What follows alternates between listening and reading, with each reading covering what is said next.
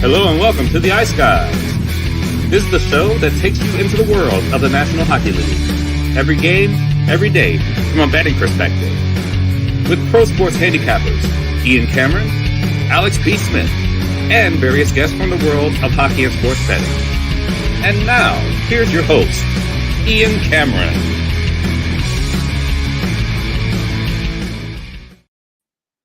Welcome to the Ice Guys, Saturday, October 12th. Exciting day. It's our first Saturday show of the new NHL season. Ian Cameron, Alex B. Smith, and Calder Brooks, who will be with us most Saturdays moving forward on the show. And we're here to break down the Saturday NHL card, the first Saturday card of the season. It's a big one, as it often will be, of course, on Saturdays.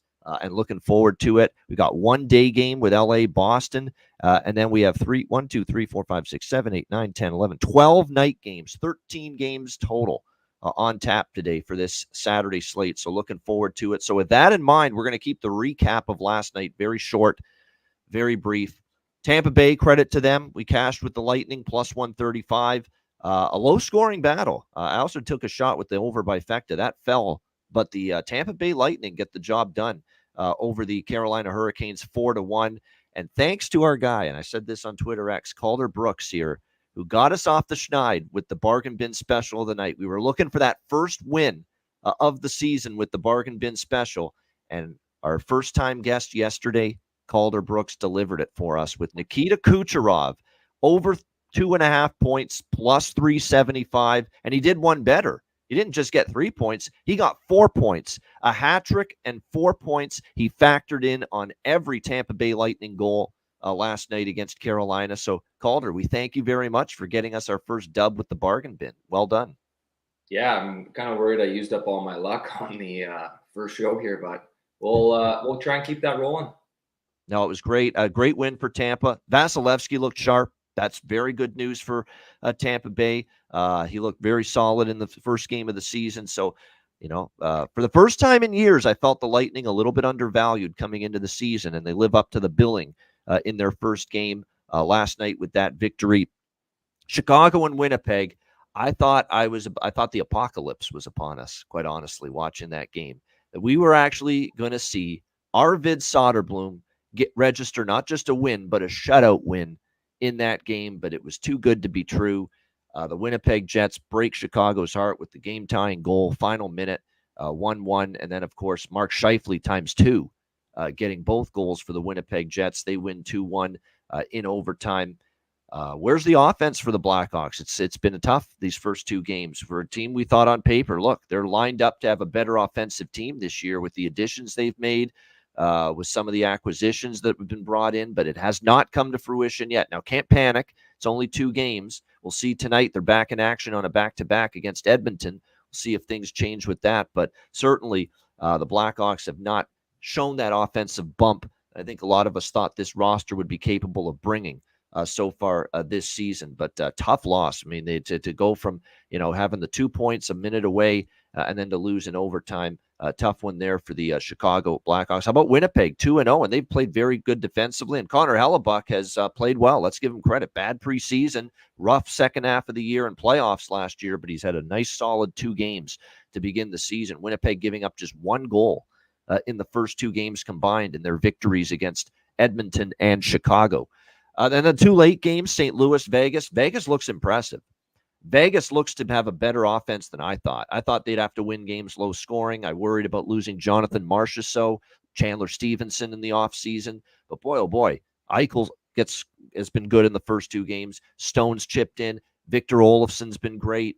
Ivan, how about my guy, Close Shave Barbashev? Back-to-back terrific games from him. I knew there's offense in him, and I think Vegas thought there was. They wanted to see more of it this year. Well, they're seeing more of it from Ivan Barbashev.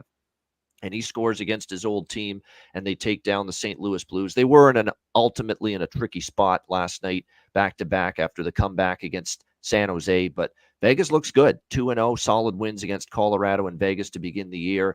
And then Vancouver, we cashed in again last night, fading the Canucks. And again, I thought they were a little overvalued, a little overpriced in the betting markets coming into the season. Now, greater target on their back, too, after the great season they had last year. And Philadelphia finds a way. They tied it in the third period. Ayrson was solid in net. And then, of course, they get the win in a shootout over the Vancouver Canucks last night, 3-2. So we cashed the Flyer team total over and the Philadelphia money line split. And the Philadelphia money line was at a very nice price last night in that game. Solid road effort from John Tortorella's group. I got it as high as plus 170. So it was a really nice price there with Philadelphia. And, you're not going to get your preseason plans of attack right all the time. But my preseason plan of attack, Alex, and I've said it, was I thought there'd be spots to fade Vancouver early in the season, just a little overpriced. And sure enough, 0-2 start, losing, albeit they get the loser point, right? They do get 1 point in the overtime loss to Calgary and 1 point in the shootout loss last night to Philadelphia. But still 2 losses to start the year for Vancouver. They'll be fine, I think, long term. But I just figured no Demko, some new faces. Like I say, now teams are going to know, hey, Vancouver was pretty fucking good last year. Like, let's be ready to play when we play Vancouver and put it all together, plus them a little overvalued and overpriced after the success of last year. And it's been the perfect storm for me to at least jump in and cash a couple tickets against the Canucks early here in the season. Alex, your thoughts on Friday night? Yeah, well, one thing with the Canucks too, notice 2 games going past regulation, so we might have a new team to add to the draw season portfolio. Yes. As there's a couple of others have already kind of come in so far, so that's something to keep a note of. But obviously, the game that I watched pretty much every minute of was Hawks and Jets. And wow, the CHSN presentation has to be the worst in the NHL right now. It looks like a broadcast that would be on public access 25 years ago. It was just really bad. The dimensions of the score. There's nothing telling you if there's a power play going on. That was just terrible. really The bad. score bug's awful. It's awful. It makes Rick Ball and Darren Pang look bad. They're phenomenal, those two guys, and yet the network is making them look bad with the presentation on the screen. Yeah, absolutely. Yeah, it does. It really does takes away from them. Even though, like I said, they do a fantastic job. But on the ice, I mean, like you said, Arvid Soderblom. There isn't a person on the planet who's more critical of this gentleman than myself. And he played his ass off last night. He arguably played the best game of his entire NHL career last night, and he got screwed. Absolutely screwed. And the goal in overtime was just absolutely insane. What is Philip Kurashev doing? This is now 3 goals so far where he's just been a turnstile and completely lost, and he's staring at the eventual game-winning goal, like just completely losing Scheifele. And he's supposed to be an offensive catalyst, and he's not doing that. So if he's not doing that, what the fuck is he doing right now? Exactly. Nothing. He's wasting. He's breathing up air, taking up a roster spot that somebody else could be using right now. It's absolutely ridiculous. So he needs to get it rolling. And whoever the hell is running, like I said, whoever's running the power play, running the offense right now, like their job needs to be in serious jeopardy. Like you got 2 games, in my opinion, to fix this shit. The offense, there's no reason you should be scoring just under 4 goals to combined in the first 2 games when you have this kind of top 6 talent. Okay, not you're gonna blow everybody out. You're not gonna start scoring 6-7 goals a night. But this is a team that should not have any problem scoring 3 goals a night, without question. Especially when you give them power play opportunities. Like I said, whatever this experiment you're trying to run with having Foligno and having Maroon, having the bigger bodies in front, it's not working properly. And you're not getting quality passing right now. You're not getting quality breakouts right now. Like this is shit that was supposed to be worked on over the last couple of weeks, and it hasn't. Nothing's been taken care of. This looks like the same bullshit offense we saw all last year, and that's unacceptable. So something's got to change on the coaching front and on the personnel front offensively for the Hawks. I see Jarek Rubel knows this Hawks team well. Derek King is dead weight. There you go. Maybe it's his fault. You're right. Maybe he's got a piece of it. Yeah. I'm trying to think who runs their power play. Who coaches that? I always thought that was weird. Designated assistant that coaches it. Right. And he's like but that's the thing. It doesn't seem like they have anybody that's designated for anything because Derek King, as we know, mostly was running the defense when he was head coach. So he's supposed to be part of the defensive wing. Is he running both sets? Is he running all of the special teams? And this has been a Hawks issue going back to, since they won the cup. Have guys who are designated to do certain shit. Have one guy run the power play and offense. Have one guy run penalty killing defense. Your coach is supposed to overview everything. Like, just common sense, basic knowledge, right? Yeah, I I get it. agree with that. Yeah, there's no doubt. That's the way it should Yeah. work. And have someone run one area and one of your assistants run the other. But you're right. I expected more from Chicago's offense than we've seen so far. Without it, I think a lot of people have. Calder, your thoughts on anything from last night, the 4 games that took place? Yeah, that the Khrushchev blunder in overtime was just so blatant. Like, it was so obvious how, I don't know why he let Scheifele, like, he got on top of him almost like it was a normal 5-on-5 situation where he was just kind of coasting out to the D, but it was really bizarre. Stuff you would not do as a player, Calder, right? Am I right? Yeah. You just have to, like, it's 3-on-3, man on man. And you got to be on the D side of it. Like, there's just, you have to do that, especially at the NHL level. You have to be above the puck, as they say. Yeah. Yeah. And it's not like it was a crazy, like, it was just kind of it was almost like a basketball. Scheifele even said it, like a pick and roll. And it was just a, drop. You do that all the time. And it's not, he just needs to keep Scheifele in front of him and stay between him and the net. And obviously was just kind of out there hoping for a little break or something to go so he can go on a breakaway. But cheating for offense. See that before. Yeah. I thought that Eichel line is going to be really good in Vegas with Stone and Barbashev. They're hot right now. I love that line. I think Stone's pretty underrated. He's got like that backhand pass he made was, he just does. He's a really good passer, great vision. He doesn't look great playing the game. Like, he's not a super great skater. But yeah, I think I did a little 4-team, classic parlay for me, and the Canucks blew it. And 2 overtime losses for them. So I think they're going to turn it around. I think they're finding their way. But we'll see. I think if the Blackhawks can sort of figure it out in terms of, just being able to get their guys going a little bit more, they'll be okay. But I mean, if they're scoring 1 goal a game, 2 goals a game, they're not winning anything. No, they're not. They're not. Maybe when Brossoit gets back, they'll be able to get away with winning a 2-1 or 3-2 game. But that's the thing. That's the thing. It's not even about, it's not a goaltending issue. You got the best game ever from Soderblom. Yep. We talk about how you can't waste certain efforts. You certainly can't waste an A+ effort. We know we're going to get that Soderblom every night. No, of course not. But you wasted it last night. A gem. Like Marty Brodeur couldn't have played much better last night, honestly, than he did. Win or lose at this point now, you have to bet against Soderblom his next start, just off of law of averages. Unless it's a price like tonight, where the Hawks will be plus 300, you have to bet against them. Just off of that, so you can't waste even a C average start from Soderblom. Certainly not an A+ effort. Yeah. No, and that's what's unfortunate, because we know this goalie struggled, and that's another reason why it's going to be tricky to trust him. Even is that a true sign of a turnaround? But when we have seen before, he's had a couple good starts, and then he's not been the same the very next time. So that's going to be interesting to see, how he fares, because that's a shame, though. He was really, really good last night, and to waste that effort and not get the win, that's unfortunate, like I said, for Chicago in that one. All right, we've got 13 games here for this Saturday, and the first one starts in a little under an hour from now, the one and only day game, afternoon game of the slate. The Los Angeles Kings taking on the Boston Bruins. Boston minus 150, home favorites, 5.5 the total in this game. Well, from a side perspective, I don't really want anything here. I'm not a big fan of LA coming into the year.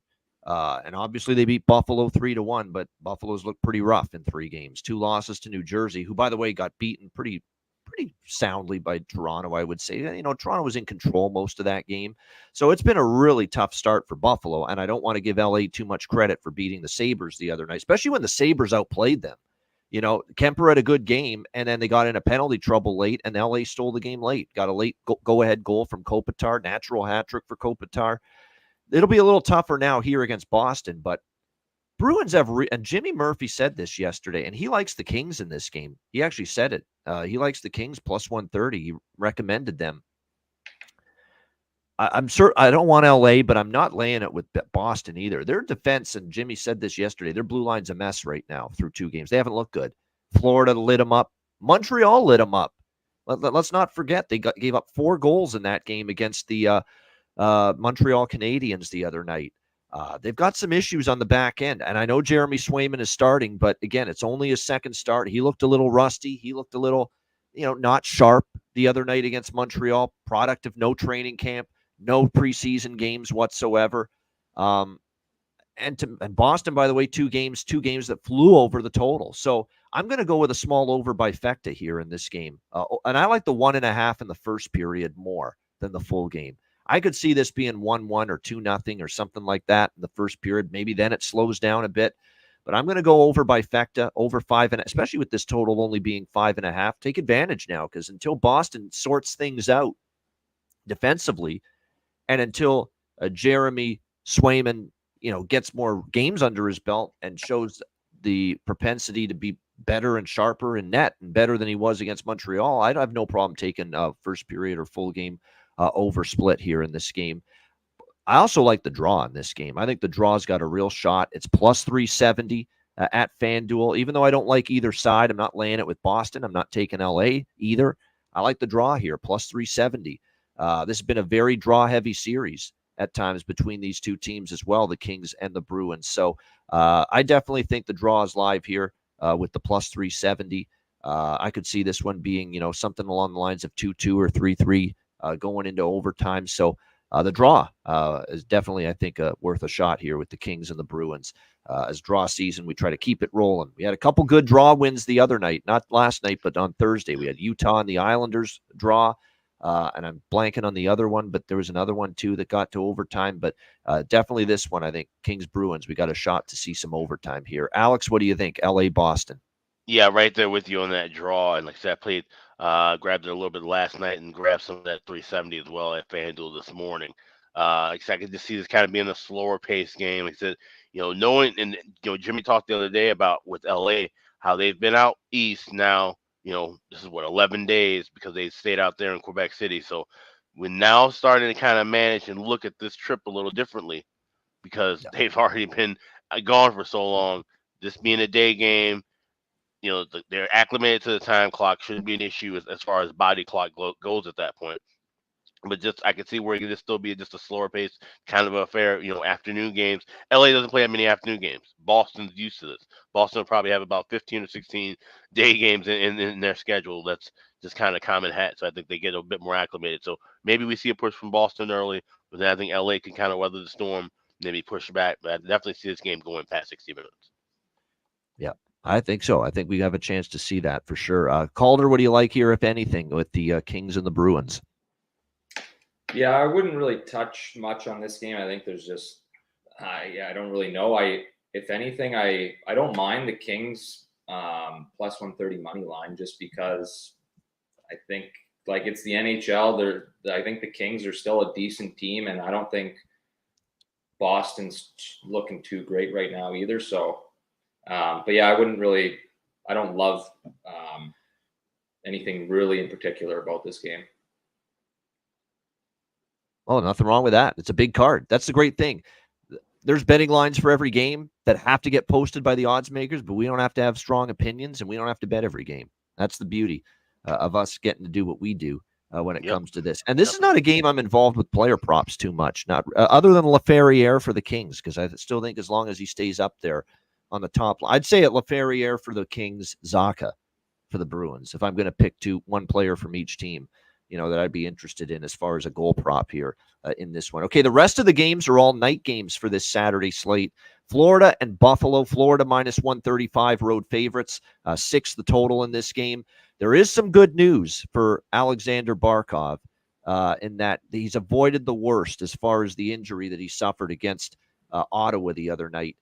It's not going to be anything extremely long-term for Alexander Barkov. It's a no fracture.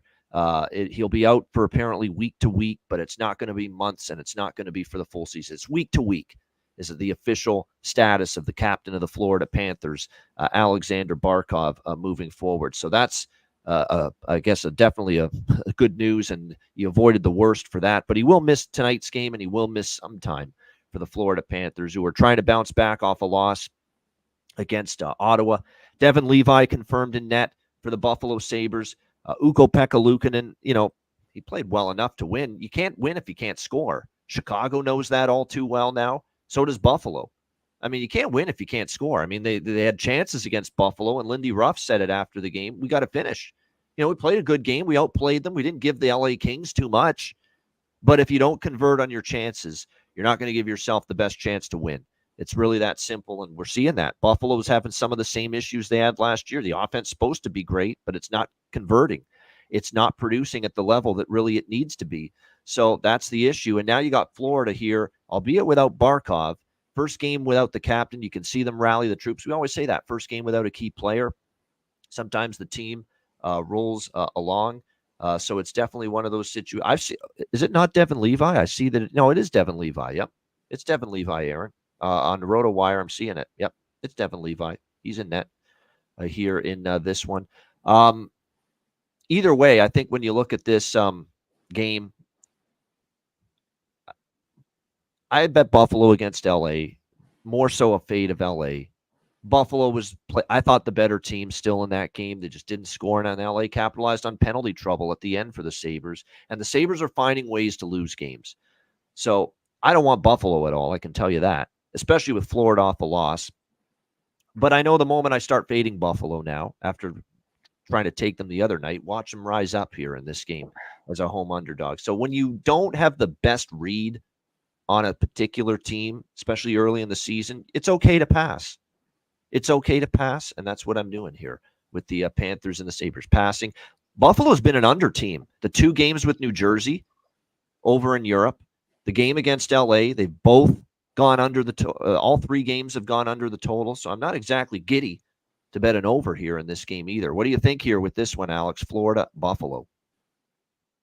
Yeah, it's funny. The one thing that's sticking out to me, and like I said, even though they said Buffalo being an under team, I don't like where Buffalo's at right now. And like I said, I think Florida, the next man up mentality, with Barkov gone, could be in effect here. We know Florida has more than enough players to still score without number 16 in the lineup. So I'm going to go Panthers team total over 3.5 plus 128.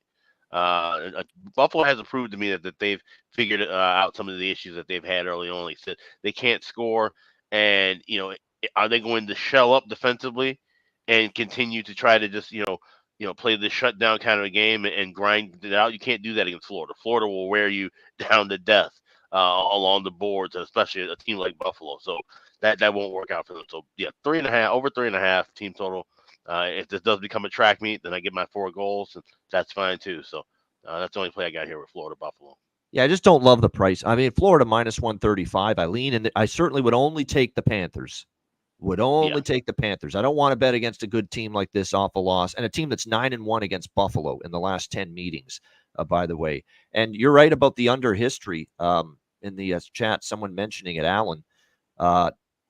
6 straight unders between the Panthers and the Sabres. It's actually been a very low-scoring series history. 6 straight unders between these 2 teams. John Massey likes first period both teams to score. Florida off a loss, trying to get off to a good start. Buffalo trying to show something offensively after the doldrums they've had early. I could see it. Problem with that both teams to score is Buffalo's got to put the puck in the net. And I don't think they've scored a first period goal this year yet. So yeah, that's the tricky part. Maybe I get the first period over at this point. Yeah, first period over is only $1.16 at FanDuel. You're better off just laying that if you think you're going to at least get 2 goals here somewhere. Yeah, exactly. So interesting game though to see how it goes. All right, what do you think here, Calder? Anything you like? Panthers and Sabres. Yeah, my best bet's coming from this game, so I'll save that for later on in the show. But I like a particular guy in the Panthers to score. I wouldn't touch Buffalo. I don't have any faith in them. So if I was going to do anything, I would take Florida, and I would almost take them on the puck line at plus 185 because I don't think. I don't know. We'll see how Devin Levi fares. I think he actually is They have lost every game. All 3 Buffalo losses have been by 2 goals or more. It's worth noting. And I actually think Levi's, a competent goalie who can, if he starts to get some traction, can maybe, find his way. But like, I just think Bobrovsky's in net for Florida. I think I could be wrong on that, but that's what I have here. And so if I was doing anything, I would take Florida puck line. All right, I understand it. All right, next up, we've got New Jersey and by the way, not a lot with props for me in that game, particularly with Florida and Buffalo. Next up, we've got New Jersey and Washington.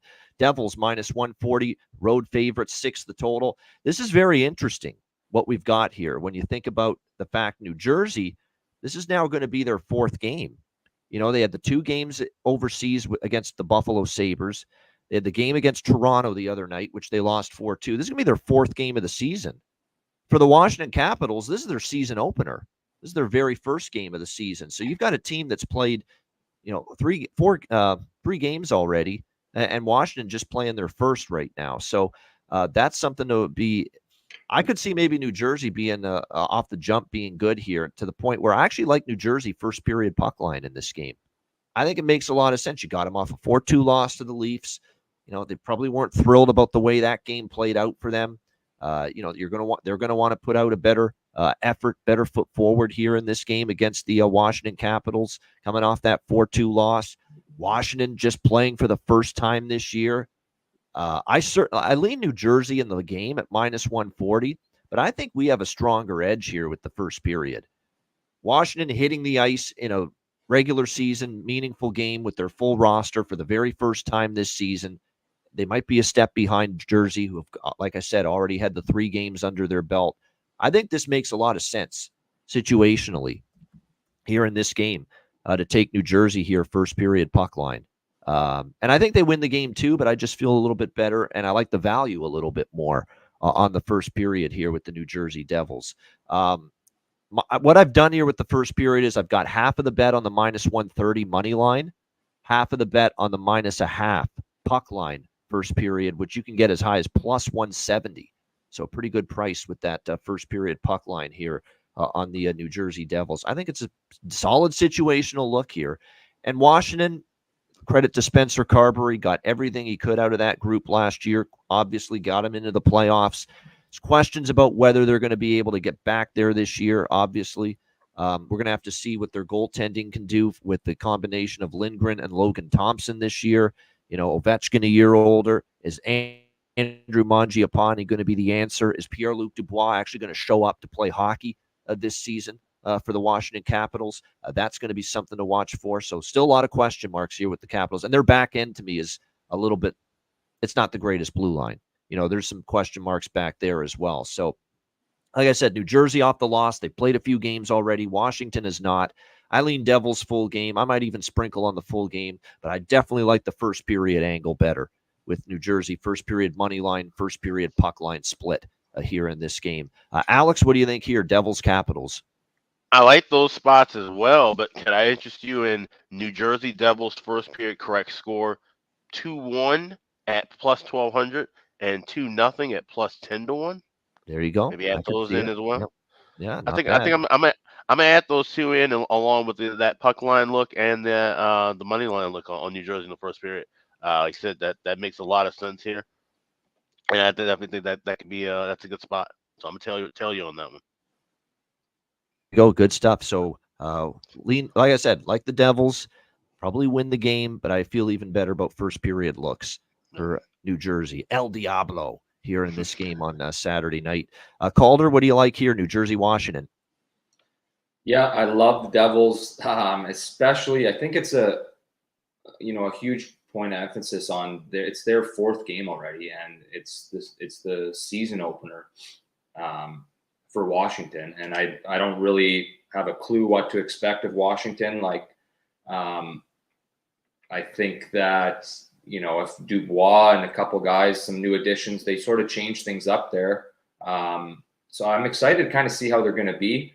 I don't really have, a ton of faith in them. I love the Devils, and they're kind of already sort of in the swing of things. They got a little bit of, they got 3 games under their belt, and Washington's coming out fresh. So I would hammer the Devils on this. I wouldn't really look too much further than that, especially, out of the gates. I like your guys, how you kind of look at the first period overs or goal totals for teams. I think that would be a really good play in this case, just with, Washington being a little rusty, presumably. Do you find as a player, it's a good person to ask you about this, there'd be an edge for you as a player having played 3-4 meaningful regular season games, as opposed to if you're on the other side here with Washington, not having played one to this point? Yeah, absolutely. I think without a doubt, it makes a big difference. Like you're able to sort of get into that. Like playing preseason games is good, but it's just not the same intensity.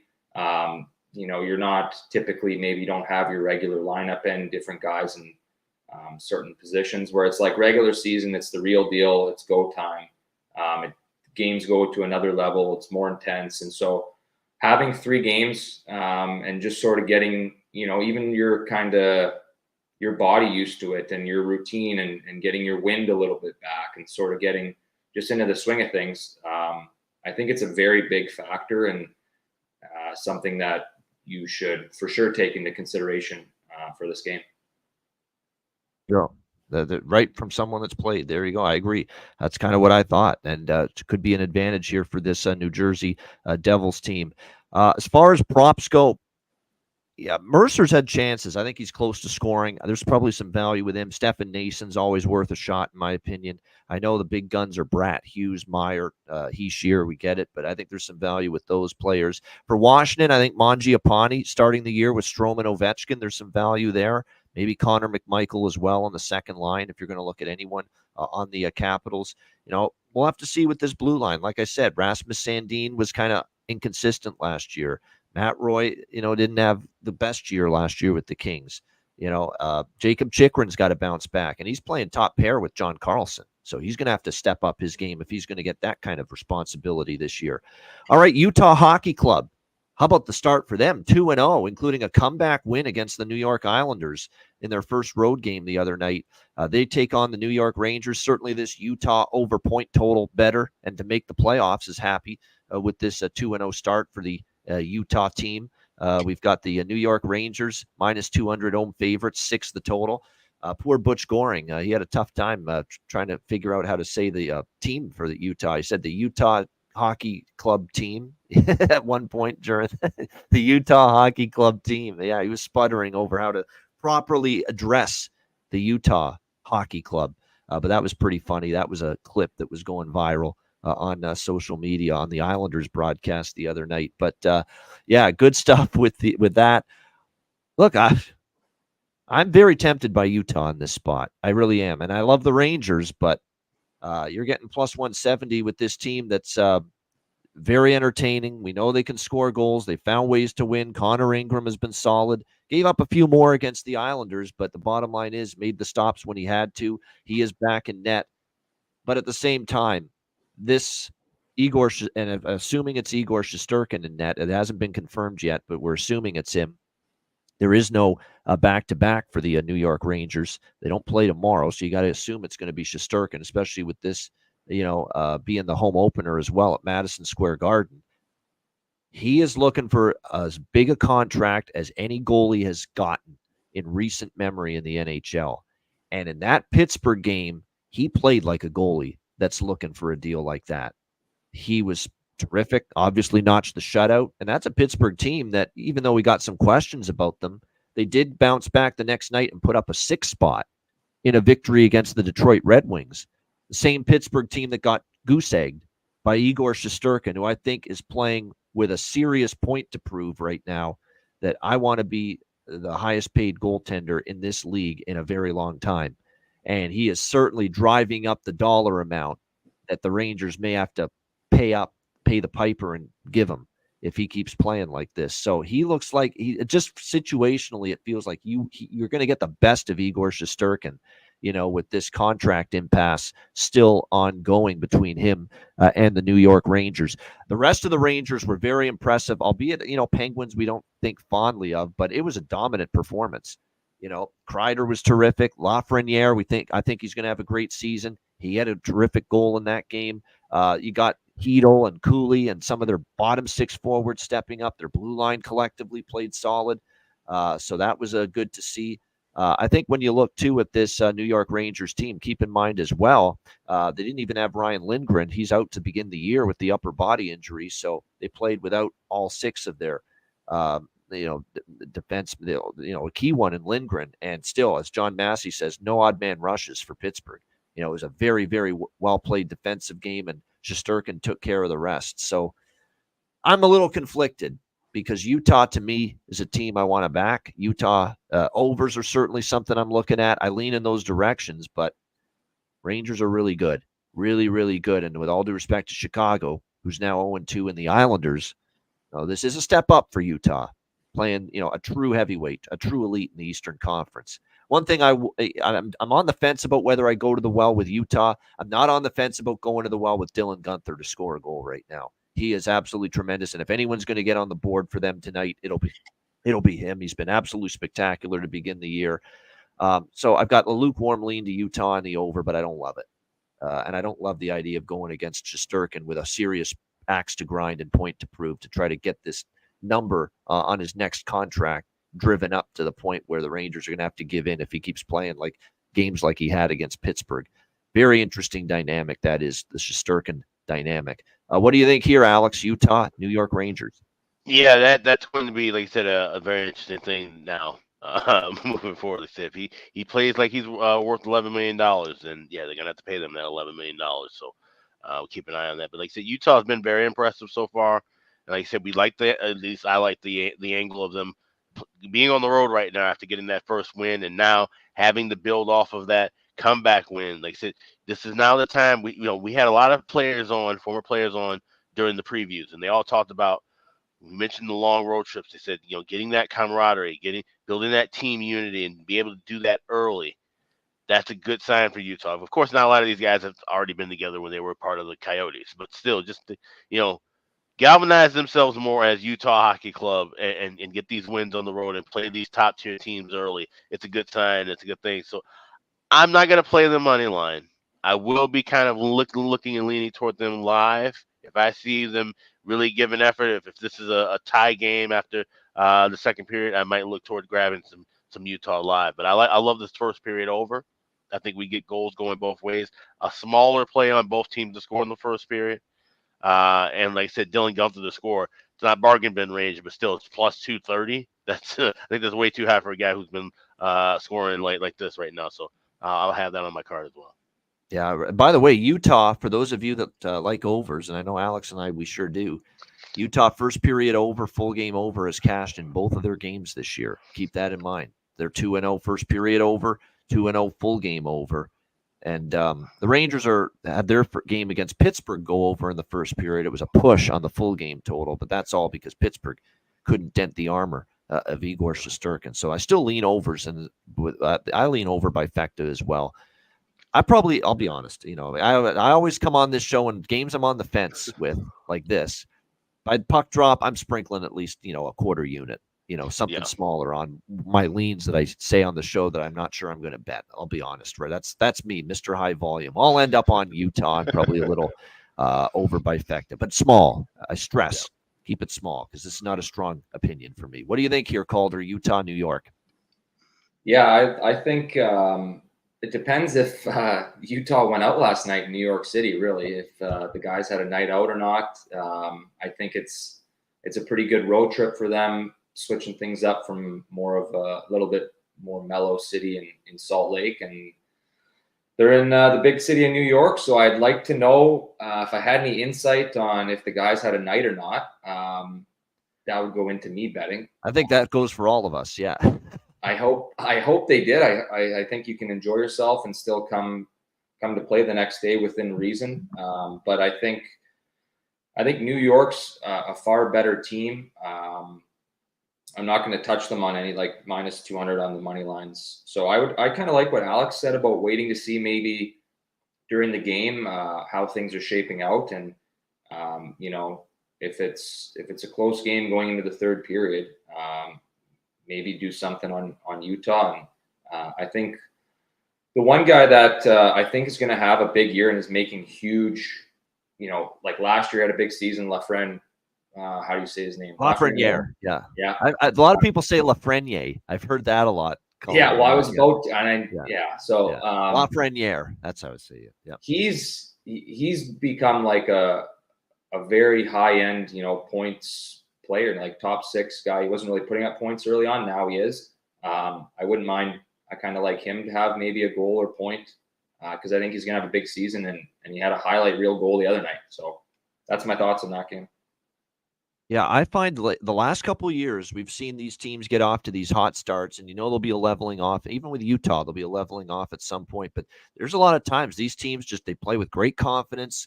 They've got some great rhythm going, and you can just repeatedly cash in with them in these underdog price ranges. Just look at Utah as an example potentially of that. So it should be interesting. Yeah, the Rangers narrative, Trouba to score because he's been under the microscope there locally, especially coming off the last year. So we'll see how it goes. We'll get to Pittsburgh in a moment, but yeah, see, they've confirmed their goalie, and it is Darcy Kemper for LA in the game that is just about to start against Boston, as we kind of expected it would be. It's Spencer Knight going for Florida, not Sergei Bobrovsky in that game against Buffalo. There you go, and there's why the Buffalo money's pouring in. It's just amazing. And Matthew Tkachuk out. Oh, so there you go. It's Tkachuk out and no Bobrovsky. So that's why all the Buffalo money. I'm still not betting Buffalo. Sorry, can't do it. Won't do it. I might want to cash out of my team total now with Florida. If you have a cash out option, I would advise that. No Barkov, no Tkachuk. Well, yeah. Let's see Carter Verhaeghe get going here. I mean, he's had a bunch of chances. We'll see. That's a lot though. That's a lot though. And on a big card, yeah. So there's still nothing that can get me to Buffalo though after these first 3 games to bet Buffalo. I should say tonight. Reinhart against his old team. You're right. I didn't mention that, Mims, but again against his old team, Sam Reinhart in that game. Yeah, I could see him scoring, but again, you're not getting value. He's like plus 150 to score. Sam Reinhart most nights. Pittsburgh and Toronto. Next up, we got the Leafs minus 190 home favorites, 6.5 the total. Pittsburgh's a dead nuts over team in my opinion. Toronto not so much. So I'm very, very torn on this total. Like I've said all throughout the first week here, and in the preview show with Toronto. Toronto's going to be more of an under team. We're already seeing it. Like the way they defended and held the lead against New Jersey in the third period. That's what Craig Berube demands and he wants. He wants accountability in all 3 zones. He wants forwards helping the D, back checking, playing solid team defense, and they are 2-0 to the under, and it's not by accident. I think the Leafs, they're not going to score as many goals because they're going to be more committed as a team at the other end of the ice this year. And plus, they've got solid enough goaltending from anybody, whether it's Anthony Stolarz, whether it's a currently injured Joseph Woll, but when they get him back, and even Dennis Hildeby had a solid outing in his NHL debut, winning it the other night against New Jersey. So definitely it's been a solid defensive effort, and they didn't lose to Montreal because of the defense. They only gave up 1 goal, and they had only gave up 20-some shots. Then they had 48, 49 themselves and just got goalied there by Samuel Montembeault. So it's a tricky one. Pittsburgh, to me, is still a mess defensively. Like, they gave up 6 to the Rangers. They gave up 3 to Detroit. Blomqvist played well. He's back in net tonight. I get it. Blomqvist certainly played better than Tristan Jarry did. And so I don't mind Mike Sullivan giving him that chance. Once again in net, Yoel Blomqvist here for the Pittsburgh Penguins. Of course, he is the backup currently for Pittsburgh because Alex Nedeljkovic is still injured and on IR for them. So we'll see if Blomqvist can play well as he did against Detroit in the win the other night over the Red Wings. We'll see. But Toronto home opener here, team that they're better than, should win this game. I'm never really excited to bet Toronto, even with the puck line or the first period puck line or anything when they're in this kind of price range, minus 190. I think New Jersey was the spot and the price to take Toronto, off the disappointing loss to Montreal, catching New Jersey a little bit off the Europe trip, and the fact, you only beat Buffalo. It's not like you beat a juggernaut New Jersey. That was a great spot to take Toronto. This one, they should get the job done. I agree. I mean, and I certainly want no part of the Penguins here, but minus 190, I'm not so sure. Here's what I would do. Maybe Toronto team total. maybe. Because while I think their defense has been a focus, and they're not maybe going to score as many goals as they did last year, 2 years ago as a team, I still think over 3.5 minus 120 is pretty reasonable for Leafs team total over in this game tonight. Their home opener. And what we say about the Toronto home games, Alex, is on a Monday night at home against Chicago, or previously Arizona or Anaheim or San Jose, you don't want to be betting Toronto because they lose those games a lot of times, far too often. But a Saturday night at home, Sidney Crosby and the Penguins coming to town, hockey night in Canada, and your first home game of the season, I think you get Toronto showing up tonight. So if I were to bet anything here, it would be team total over 3.5 for the Leafs in this one. What do you and maybe first period over that I prefer a little bit more than the full game over, because look, we did see the Toronto New Jersey game go over in the first period, and then it really slowed down right after that. This could be a game where Toronto, bing, bang, boom, starts strong, gets the lead, sits on it, kind of like what they did the other night when they beat the New Jersey Devils. And that's what they're going to start doing now with a lead. None of this run and gun shit when you have a lead anymore, which got them in trouble all these years. Now it's sit on the lead, defense first, make life easy on your goalie when you have a lead. Live unders when Toronto has a lead, that's probably going to be a nice live betting proposition this year. What do you think here, Alex? Pittsburgh, Toronto. Great match. I already did bet that team total over 3.5. I got minus 122 at FanDuel. It's moving a little bit. I'm seeing 124, 126 at a couple of shops. And I like the first period over, but I'm going to wait. I'm seeing $1.50 to $1.60. That's out of price range. So we'll be looking for first period over live, somewhere in the minus $1.20 range or better. Will be a strike point on that, but definitely love that team total over. And I talked about it after Toronto's first game, getting shut out, and I said there's going to be a spot where that offense erupts. And I said it may not be necessarily the New Jersey game. I said, but Pittsburgh, how bad their defense looks, this could be the game where they really open up offensively. So we're hoping for that. And just like I said, no reason to lay a price even with regulation or anything like that. Just need them to get 4 goals here. And this could be a night where we do see them erupt and at least get to 4. And look, they got to 4 against New Jersey in the win on Thursday night against the Devils. And keep in mind, other than Tavares did score, but other than that, the goal scorers were Bobby McMahon, Max Pacioretty getting his first goal as a Leaf, and Steven Lorentz, who made the team on a PTO. They scored 4 goals against New Jersey with nothing from Matthews, nothing from Marner, nothing from Nylander. What's going to happen when they get those guys going?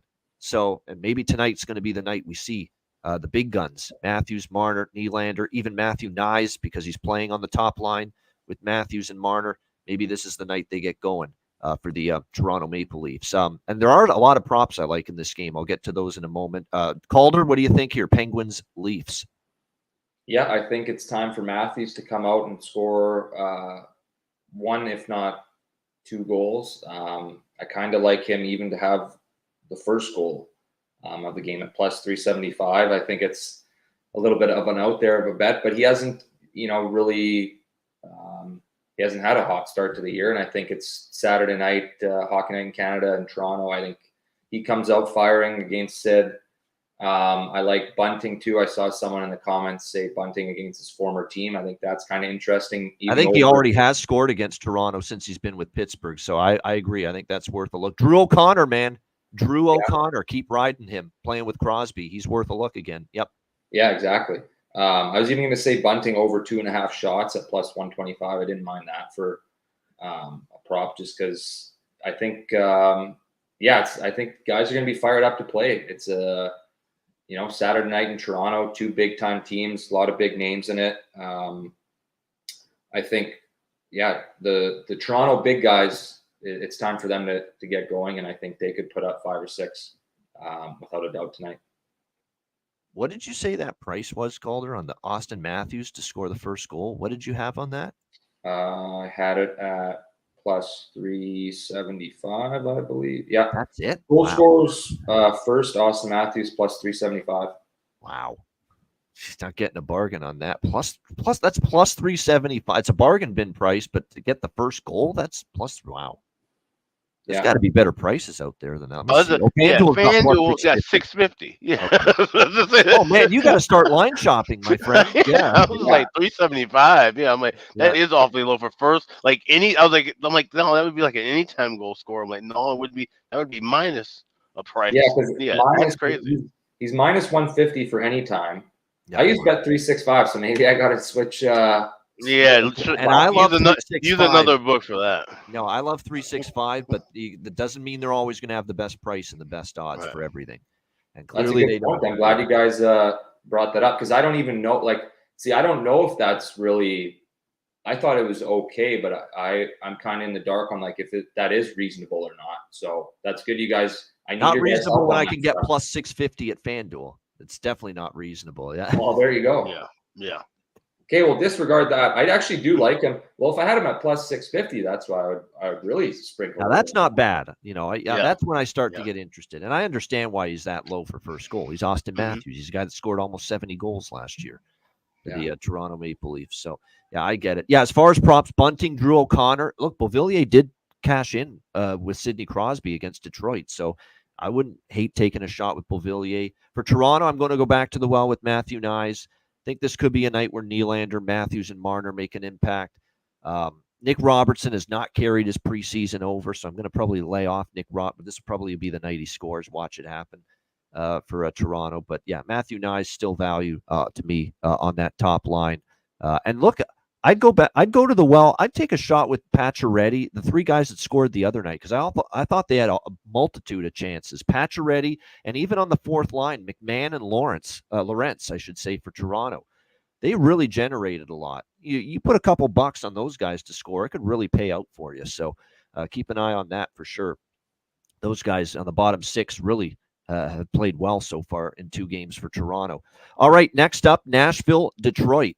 We've got, and by the way, we expect Stolarz to be in net for Toronto tonight. Just hasn't been confirmed yet.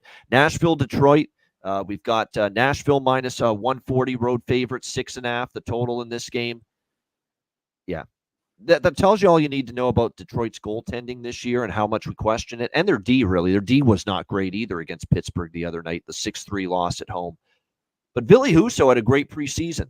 Really, really good preseason. He earned the opportunity to be the opening night starter in net for the Detroit Red Wings. But unfortunately, his preseason performance did not carry over into that first regular season game. It was not a great performance by any stretch for Ville Husso. Pittsburgh wins 6-3. And sure enough, Derek Lalonde is already playing musical chairs with the goaltending because no Ville Husso tonight. Cam Talbot confirmed in net for the Detroit Red Wings tonight. Now it's his chance to step up and see what he can do here. Nashville in this one, obviously Scott Wedgwood started against Dallas. That was a great hockey game, back and forth. Dallas gets the 4-3 win. UC Saros day-to-day with a lower body injury. It's a short-term injury. Wedgwood started against Thursday with Matthew Murray, the younger Matthew Murray, backing him up. There's talk that Saros might be good enough to go tonight, but we'll wait on that. It hasn't been confirmed yet. Even if it is him, I like over in this game, first period and full game. I'm going to go over by Fecta. Talked about it. Nashville is going to be more of an offensive team this year. No question about that with adding Stamkos and Marcia. So look at the deeper lineup they have. They can slide Evangelista, Tomasino, Thomas Novak down the lineup. They still have the great top line with Philip Forsberg, Gustav Nyquist, and Ryan O'Reilly. It's just a deeper offensive team. Defensively, they're solid, but did give up 4 in the loss to Dallas. Detroit's definitely better offensively than defensively. I trust Detroit to score with DeBrincat and Kane and Larkin and all the offense they've got through the top 6 for sure. JT Compher, Vladdy Tarasenko. I mean, they can score, but that D is a problem. And we said coming into the year, D and goaltending was a big concern for the Detroit Red Wings, and those concerns were not. Those concerns actually were exacerbated after that loss to the Pittsburgh Penguins. So for me, and I think Nashville bounces back. They're the better team. They're off the loss to Dallas, but I don't want to lay $140 necessarily with them.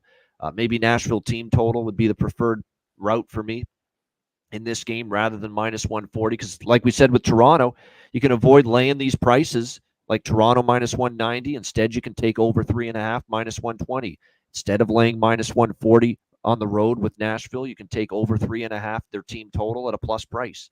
It's good bankroll management. Long term, you don't have to lay as many prices. So I would lean more to the Nashville team total over, but definitely like over by Fecta here, over 1.5, over 6.5 with the Predators and the Red Wings. Alex, Nashville, Detroit. In a big car like this, there's some games I'm just going to completely pass, and this is one of them. I got no read on it, like I said, especially with the goaltending carousel going on in Detroit. You got issues with Nashville as well. This is one, more than likely, if I'm watching it, might jump in on something live.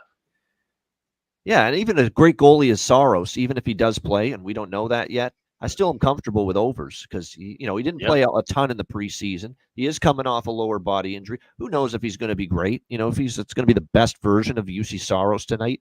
I think there's a chance it may not be. Might be more of a struggle for him. So that's something to keep in mind. It has been more unders than overs lately, but I do want to point out the game in Detroit last year, and that's obviously where this game is. It was a 5-4 game. So, yeah, I do like overs here. Calder, what do you think here? Preds, Red Wings. The only thing I have for this is for Nashville to score 4 goals at plus 100. I kind of like that.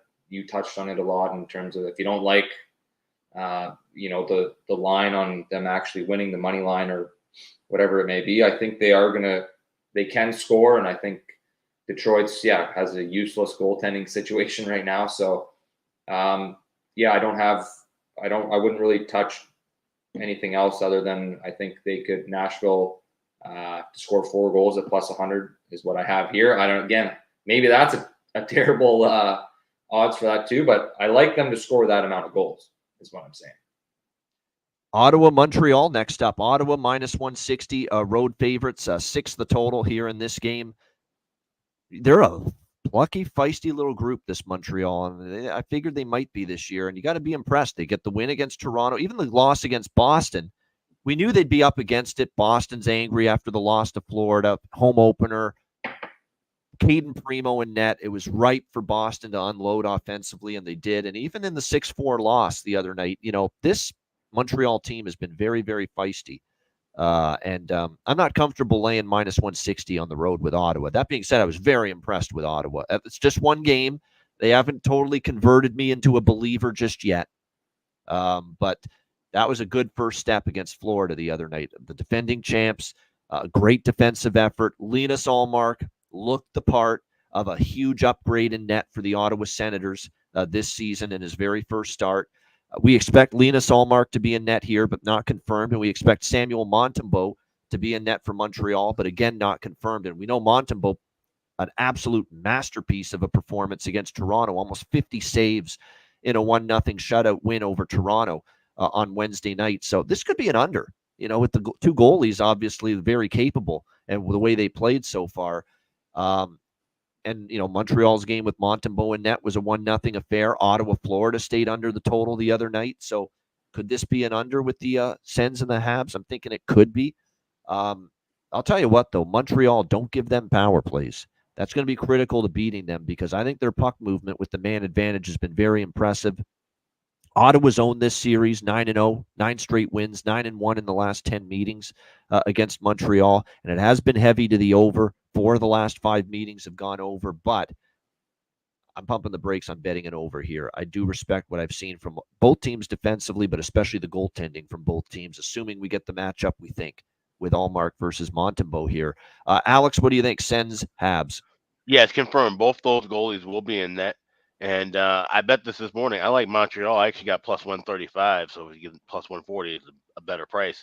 Like I said, I think this is one of those kind of turning of the tide moments for this franchise. Like I said, we've seen this happen over the years. Where there's a team been dominated in a series, they've been a bad team for a while, but now we're seeing them kind of, turning that leaf, so to speak. I think that's where we're going to get from Montreal here against Ottawa. I think we get a good performance tonight. Like you said, their power play is absolutely lethal.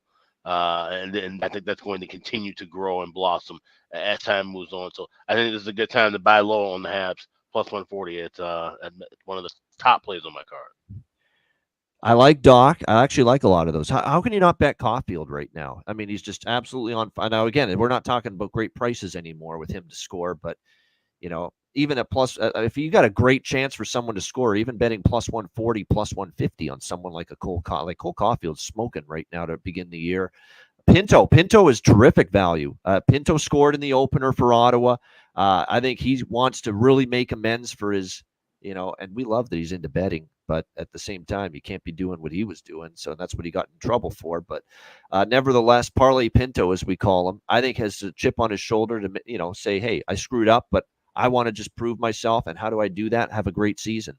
And he scores in the very first game. I think there's great value on Shane Pinto for goals. There's no question. And I liked his goal. It's probably my favorite goal prop on the Ottawa side tonight, honestly, is Shane Pinto for them. Caulfield, Slavkovsky stand out for Montreal. Worth a look as far as the goal props for them. Doc might be worth a look as well. Hell, even Brendan Gallagher, who turned back the clock and got 2 goals in the game against Boston. The way he plays that rugged style, crash the net, you may have to score some of those goals against a good goaltender like Allmark tonight. So might be worth a shot there as far as that goes. Like I said, Ottawa deserves to be favored. Probably still got to think they're a little bit better than Montreal, but I don't know. That's 2 games, Alex, with Montreal. I get why you're on Montreal. That's 2 games I've been impressed with their work ethic. I've been impressed that even when the goaltending was simply not good enough from Caden Primo the other night, and Boston capitalized, but they kept battling. They kept on battling back and tried to make that interesting, late in the third period. They didn't quit in that game. That's what I like to see. Marty St. Louis has them playing a full 60 right now, playing hard on a nightly basis. And early in the season, that matters. And early in the season, that's enough to say, yeah, I do not want to lay minus 160 against them. What do you think here, Calder? Sens, Habs. Yeah, I have 2 things. I like Montreal at home Saturday night against Ottawa. I think I'm going to take them every time. It's a pretty good price. I have it at plus 130 for me. I like that. I like Montreal at home against the Sens on a Saturday night. And I think another, like a player is, I don't know if Lane Hutson's getting how many power play reps he's getting or what the situation is there exactly. But if he is, he needs more power play time. And Jimmy Murphy referenced it yesterday. Mike Matheson's playing too much on the power play, taking his time away from Lane Hudson. That's got to stop. Lane Hudson's your better power play guy. I agree fully with that. Come on, Marty. You're a good coach. You know better than that. Yeah. So, I mean, if he is getting the reps, I have him over, a half point at plus 500 here. So I don't know. I thought that was kind of interesting because I think he should be running their power play, and hopefully when he does, I think, he's gonna hit a lot of those. I got Montreal. Would be the one main thing. I like them at home over the Sens. All right. Next up, we've got New York Islanders, Dallas Stars. Dallas minus 170, home favorite, 6 the total. I remember early in the season last year, these were some of the spots Dallas would be caught napping a little bit. Can they avoid that here against the New York Islanders? That's going to be the interesting question. Big game against Nashville. Great win to start the year. We know this team's excellent. We know they're a contender and all that, but we know in an 82-game schedule, there's going to be nights, again, you're caught napping, you're lethargic, you're at your best. And this kind of feels like an opponent where, are we going to get Dallas's best after the big win against Nashville? It is their home opener. So maybe for that reason, they'll be focused. They'll be the right mindset going into this one. Of course, the Islanders have a game under their belt as well. The 5-4 loss to Utah, very entertaining game the other night. I did say they'd be an improved offensive team, and they did score 4 goals. So the offense didn't let them down. Unfortunately, they couldn't stop Utah, and Varlamov gives up 5 in the loss to the Utah Hockey Club there in that game. Great debut for Anthony Duclair, the Duke. 1 goal, 1 assist, 2 points. We got to give him credit. This is a great regular season last year, finally, from him between San Jose and Dallas, or San Jose and Tampa, I should say, those 2 teams. And he gets 2 points in his Islanders debut the other night. And then Siplikov, who are the 2 guys I talked about in that Utah Islander preview the other night? Siplikov and Duclair, and both of them scored. That they would be better on an offensive team because of those 2 guys especially. And sure enough, they both scored for the Islanders against Utah the other night. So this is probably one where I could see goals again, an over by Fecta. I'm interested. for the Islanders and the Stars here in this game. Again, the Islanders, we think of them long-term as this big-time, low-scoring, boring team. I think they're going to be able to better score goals this year, so I'm interested in an over by Fecta. And based on series history, and based on the fact, come on, this is the Islanders, right? We know that. They go to overtime in their very first game against Utah. And look at series history here, Islanders and Stars. 3 straight meetings have gone past regulation, including the game in Dallas last February, 3-2 for the Islanders in overtime. So give me the draw here. Have to. Given that series history, Islanders go to OT. Dallas almost went to OT also against Nashville in their first game. So the draw is live here, in my opinion. We love Dallas, and they can still win this game, but I think it's going to be a good battle. Islanders off the loss. Dallas sometimes against an Eastern foe at home sometimes just does enough to get by. I could see that here tonight, and we go to overtime or shootout. So draw and an over by Fecta. Alex, Islanders, Stars. Yeah, this is a game where I'd love to draw. Grab that at plus 360 already. Give me correct score 3-3 plus 1,300 and correct score 4-4 at 25-1. I'll play a little small as well. Like I said, just off of series history. And I remember being on both of those draws last year. We were on the draws last year with Islanders Stars. I remember it. Yep. So, yeah, this spot screams kind of a back and forth battle. Like I said, Islanders definitely opening up more offensively. I think we're going to see more of their offense on the road early, where they're going to be able to dictate puck possession and play a little bit more of their defensive style of game at home. So I definitely would lean toward that over 6 as well. Good stuff. All right, Calder, anything you like here? Islanders, Stars. Yeah, you know what? I honestly thought that Sorokin was playing in net, but maybe he's not. So yeah, he's got an injury early in the year, so it's back to Varlamov tonight again for the Islanders. Okay. I didn't know that. Dallas. Yep. I didn't know that. I was just going to say hammer the under because there's 2 all-star goalies in net, one for either team. But with Sorokin out now, that changes things for me. I think, I like Dallas to win. I don't know if I'd really touch them on the money line there. But yeah, like you guys talk about the ties and with what the Islanders are typically known for doing, maybe that's something, but I don't really have much on that. I was going to say the under with those 2 goalies, but one of them's out. So I'm not going to touch much on this game. Yeah, for me, for props, there's a few I like. Logan Stankoven, Dallas. Wyatt Johnston, I think tonight could be the night he bounced in. Like, he didn't score the other night, but he did have chances. And then for the Islanders, I'm going back to the same 2 play. I had both of them for goal props. They both cashed for me in the Utah game for the Islanders. Anthony Duclair, Maxim Siplikov. Let's go back to the well with the 2 players that we thought would enhance and improve this team offensively. And they certainly did that in the first game of the season. All right, Seattle and Minnesota. We've got Minnesota minus 140 home favorites, 6 the total, shaded to the under. So Minnesota, not pretty, but effective is the best way you can put it with their win against Columbus the other night, 3-2. They got the job done in that one. We'll see if they can step it up. They're going to have to here because it'll be a little tougher here against the Seattle Kraken. Seattle has still not played since that first game of the season back on Tuesday against the St. Louis Blues, that first North American setting of the new NHL season, where for the first half of the game, I mean, they played phenomenal. They were dominant. They were all over St. Louis. And then all of a sudden at 2-0, Seattle, St. Louis gets it to 2-1, and they just were never the same after that, the Kraken.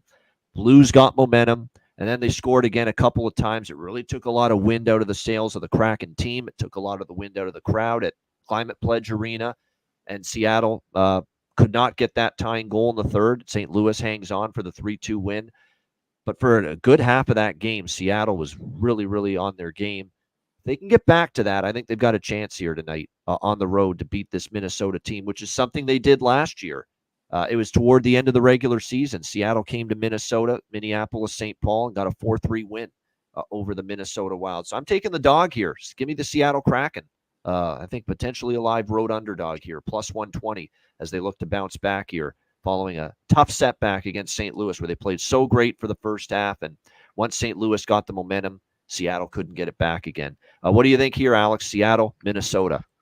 Yeah, this is a great spot with the first period over. I got 1.5. I got minus 116 at FanDuel earlier this morning. I like anywhere up to a minus $1.25, minus $1.30. I think we see offense going both ways. Like I said, St. Paul crowd Saturday night it's going to be buzzing, but Seattle's a team. Like I said, we can see that pace of play was there in that first game, but I think Minnesota is going to be able to kind of allow Seattle to open up more and get some better looks and better shots and chances. So also a little bit of a lean to the over. I might wait and grab some of the in-game over, try to get a 5.5, but I'm already in on that first period over.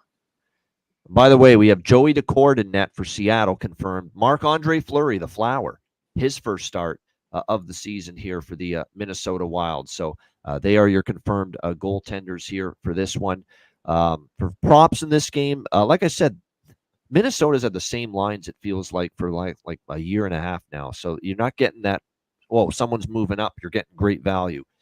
Ellie Tolvanen might be with Beniers and Bjorkstrand tonight for the Seattle Kraken. There's a big shift in the lines here for Dan Bilesma, I think, to try to get things rolling again. Jared McCann might play with Shane Wright and Jordan Eberle. Like, if these top two lines look as they do right now, Ellie Tolvanen's got great value, and Shane Wright's got great value because they could be in the top 6 tonight for the Seattle Kraken based on the current line combo. So keep an eye on that. What do you like here in this one, Calder, with the Kraken and the Wild? Yeah, I like Minnesota. I don't have a lot of hope for Seattle right now. I like the Wild at home. I would honestly just take them. I would even take them on the puck line. I got them at plus 180. I think, the Flower, he's going to do his job. I think he's going to come in and not really let in. I think he's just going to do his job, make the saves he needs to. I like that. I'm a big Marc-Andre. They love him, that's for sure. How do you not? Everyone loves Marc-Andre. Yeah, so you always want to play hard for him. Yeah. I would think about doing the Wild puck line. I like them, especially against Seattle at home. That's my thoughts on that game. I like it. I like when we go head to head every now and then. It's nice. We can't always agree on this show. So Calder like in Minnesota, but especially on the puck line, I like Seattle. I still think they played, like I said, for half the game, they played awesome. You couldn't have asked for anything better out of Seattle for the first 30 minutes of that game. They were all over St. Louis. They had the 2-0 lead, but they never got it to 3-0. And then once it got to 2-1, momentum just started to slip away from them. We'll see if they can bounce back here tonight on the road for this one. All right, Columbus and Colorado. We've got the Avalanche minus 340, home favorites, 6.5 the total here in this one. Columbus, obviously, losing to this aforementioned team we just talked about, the Minnesota Wild. They'll be looking to get back on track here on the road against Colorado. It won't be easy. If you look at head-to-head, Columbus did win in April last year as a huge home underdog against Colorado. But in Colorado, they've had a tough time, obviously. That's where Colorado's done well. Last year in Colorado, it was 6-1. In favor of the Avs. One thing we've seen here for the majority of these recent head-to-head meetings, 6-3, 6-1, we've seen some, and especially in Colorado, we've seen Colorado score. We've seen the game go over the total. I think there's a chance of that here tonight.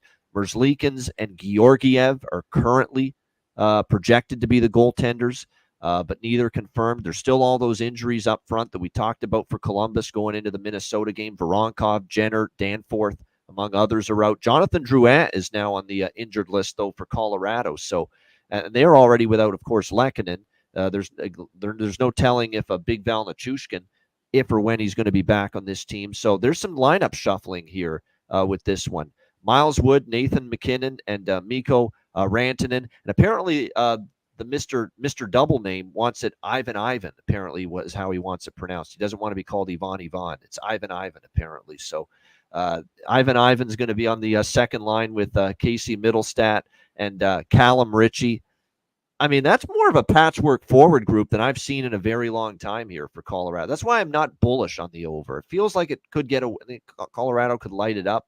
And I don't trust. Georgiev certainly was not good. Neither was the defense against Vegas in their loss to the Golden Knights. So I still lean to the over, but I'm telling you what, now with Nichushkin and Lehkonen and now Drouin out. You've got Miles Wood potentially with McKinnon and Rantanen tonight, which you'd never see that happen when everyone's healthy. Ivan with Middlestat and Ritchie, Kovalenko with Colton and O'Connor, Wagner, Kelly, Kiviranta. That might be the weakest forward group that Colorado's put out there on the ice in quite some time, as far as lack of depth with all the injuries they have. So not as bullish on the over. I'm telling you what, I think at this price, this is an astronomical price with Colorado. I know it's tough to trust Columbus, especially on the road in this environment, but I say you hold your nose, you take a small little shot with the Jackets, or you pass at this price. Minus 340, there's no way I can get there with Colorado at this price. Alex, what do you think here? Blue Jackets, Avs. Oh, here we go. Unmuted. Yeah, this is like I said, this is kind of a too high of a line kind of situation. At plus 105, I think I might take the goal and a half here with Columbus. I don't bet that too often. That's good. But yeah, just play that safe and feel like this could be kind of a close game, maybe a little sprinkle in the draw as well. But yeah, I'll take that. Take a goal and a half here with Columbus. Just a small unit play. Yeah, I agree with that. I think it's like I said, and the draw, says Aaron. Yeah. Look, Columbus beat them in Columbus last year. It's in Colorado where they've had their difficulty, but I don't know if this Colorado lineup is good enough right now, forward-wise. Their D really looked bad against Vegas. Now, I know this is Columbus. This ain't Vegas. But they look bad, and I don't have no trust in Georgiev. We've said that for a very long time. I thought he was wretched in that game against Vegas. There were a couple of those goals. It's like, man, he should stop those. So the leans to the Jackets and the draw, I don't think are crazy. And this is kind of like, yeah, we know Colorado's way better than Columbus, all things created equal.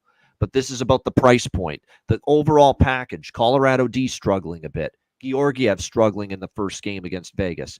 The banged up forward group. Miles Wood playing with McKinnon and Rantanen. It tells you all you need to know about the missing personnel with Colorado. But which, by the way, I do think Miles Wood's great value, though, tonight, playing with those two guys for a goal prop. This is a line that would reflect, Colorado being healthy. If most of the starters and forwards for Colorado were healthy, then 340 would make sense. Colorado should not be minus 300 or higher against anybody with this many guys out. I agree. And the one thing I'll say for the Jackets, they played hard against Minnesota. I watched that game. They played really hard, and it was an even game. They outshot the Wild 33-26 in that game. They played hard, and they will, because Dean Evison demands that, and new coach, and you're always, you've got the attention of the players when you're a new coach, especially when you're one that's like Dean Evison with the intensity. So I think if Columbus plays hard tonight, this may not be the cakewalk for Colorado with the injuries they're dealing with and the defensive struggles and the goalie struggles they're dealing with that people think. What do you think here, Calder? Jackets, Avs? Well, first I got to mention the fact that the guy's name's Ivan is just remarkable. Like, I'd love to know the process of his parents thinking that's probably the way to go with that. I'd like to know. Hey, Ivan, your parents smoking weed, little dope, little drugs. Like, what's the explanation for this? Like, really, what? How you make his first name the same as his last name is just that's, what, I'm happy they did. It's good for us to talk about, and it's funny to have that in the league. I wouldn't touch. I think it's crazy that, like, it's the NHL and there's teams obviously better or worse, but to give such like a discrepancy, like I don't know how to word it, but like to have Colorado at minus 340, I think's crazy. Like, they're not playing the AHL team. It's still, Columbus is a competent NHL team. So if I was going to do anything, I might take them. I like what Alex said of kind of for them to cover the puck line at plus 1.5. But yeah, I mean, I think especially with the injuries Colorado has, maybe do a little bit with Columbus. All right. I mean, I'm starting to drink the Columbus and draw Kool-Aid here in this game. Just small. I mean, it's just, draw. I mean, the draw definitely makes sense. At plus 430 at FanDuel, like just for off of number value, I'll be adding that as well. Let's be honest. The back half of last year and even into the playoffs, Colorado, not what they were 2 years ago and 3 years ago as far as the overall quality. So keep that in mind as well. We'll see how this one plays out tonight. All right, Chicago, Edmonton. We've got Edmonton minus 360, home favorite, 6.5, the total in this game. This feels like deja vu of the game we just talked about. I think you Chicago and draw this one or nothing. You can't lay this with Edmonton. And this is now, and it's one thing for Edmonton to get fucking dummied last year in their opener by Vancouver. For it to happen again, for a second straight year, this time to Winnipeg, tells me there's real issues about this team's focus and their level of play to begin a year. Because this happened last year. It's what got Jay Woodcroft in trouble. Now, they're not going to fire, obviously, Chris Knobloch if they have a similar rough start. But we've now seen this is a behavior pattern. This is a performance pattern now of slow starts, lack of urgency early in the season for the Edmonton Oilers that I'm not comfortable taking them in any way, shape, or form tonight, even against Chicago here. So Rich H is right. Chicago was brutal on back-to-backs last year. I get it, but I can't get there with Edmonton. I can't. I'm kind of interested. I'd be interested more in that team total if I knew Chicago ahead of time would get their shit together on offense and with their power play, but I don't know that. And in theory, you're supposed to expect this prideful Edmonton team that won the West last year, got to the Stanley Cup final, one win away from winning the Cup, to bounce back and show up tonight after that debacle against Winnipeg. So I'm more likely to pass here, but I'll tell you this. If you ask me right now, do I take Edmonton in some form or do I take a shot with Chicago? If I had one choice, what would it be? It would be Chicago. I would not want anything to do with Edmonton in this kind of a price range. Knowing that they had a bad start last year, they didn't show up early in the year, and the fact it happened again with a different coach, I'm a little bit concerned about that. What I will take, though, is a little sprinkle on a over by Fecta. Just small, because I think Chicago still on the back-to-back could break a little bit defensively, even though it's probably going to be Mrazek in net, as opposed to, although let's be honest, Soderblom outplayed Mrazek in the first two games we saw out of the Blackhawks. So I do think Edmonton will get things going a little bit, at least offensively. Maybe Chicago can chip in. So I'm going to go with a small over by Fecta. I'm going to lay off the side. Like I said, I had my fill with Chicago last night, but there's no way I'm taking Edmonton in any form at this number, knowing the struggles early out of the gate last year as well. And it happened again. They got absolutely just bombed in their opener. That's a bad sign. It's a performance pattern that I don't trust from this Oilers team. What do you think here, Alex? You're at Blackhawks back in action, taking on Edmonton. Yeah, it'll be an interesting game. At least Calvin Pickard is starting for Edmonton, so the Hawks have a puncher's chance. Yeah, no Skinner. So I'd say they have a puncher's chance if the offense can wake up. But that's something we got to wait and see for. And as a result, I can't bet anything with them right now. Even the first period over, it's something I would look for live. If I'm seeing some pace and some good chances from them early and that number drops down, then I might take a shot with that. But pre-game, I can't go with anything right now. Like I said, Hawks at plus 290. If I knew the offense was going to show up, I would take a stab with that. But they got to prove it to me that they can get things rolling on that end of the ice. All right, interesting. Like I said, this is an interesting one. You got the Chicago teams having trouble scoring. They're on a back-to-back. And Edmonton, like last year, I remember they got out of the gate. They lost 2 to Vancouver, including that first one, and it's like deja vu. So we'll see if the Oilers can snap out of it here tonight in this matchup. What do you think here in this one, Calder, with Chicago-Edmonton? Yeah, I kind of like the over, even though it's 6.5. Just the fact of the goalies that are in this game are a little bit sketchy, I would say, for lack maybe of a better word. And I think it's only a matter of time before these teams, both realistically get going. Like Edmonton, it's a huge game for them. It's a statement game. They don't need this to sort of become a storyline like they did last year. So I like the fact that they're going to come out hot at home against Chicago. And I think, it's a matter of time for Chicago's power play and just in general for them to start scoring. And this could be the game against Edmonton with Edmonton's backup in net. So I kind of like the over in this game.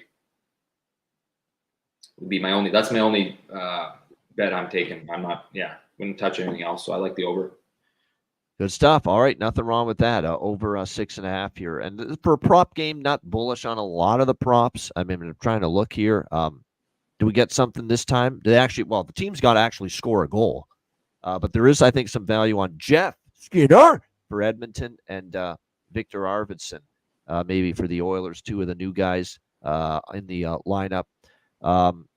For Chicago, again, last night, tough sledding. We're waiting for Tyler Bertuzzi to get rolling a bit. I mean, we've been waiting for years for Kurashev to get going. Even Bedard, a bit of a slow start for him so far the first couple games. But he'll find his footing, at some point. So, again, like I say, not the best game as far as props go. But, again, I'll say this. Foligno, Teravainen on that top line. Maybe a little – I think Bertuzzi is going to eventually pot one here. Could be tonight. We'll see. But those would be the ones I'd look at for the Chicago side as far as player props. All right, just a couple of games left. Next up, we've got Anaheim and San Jose. We're doing a brisk pace to be, 90 minutes and almost through the entire card for 13 games. That's the kind of pace we want on a Saturday, because I always say if the show gets to close to 2 hours, it's too long.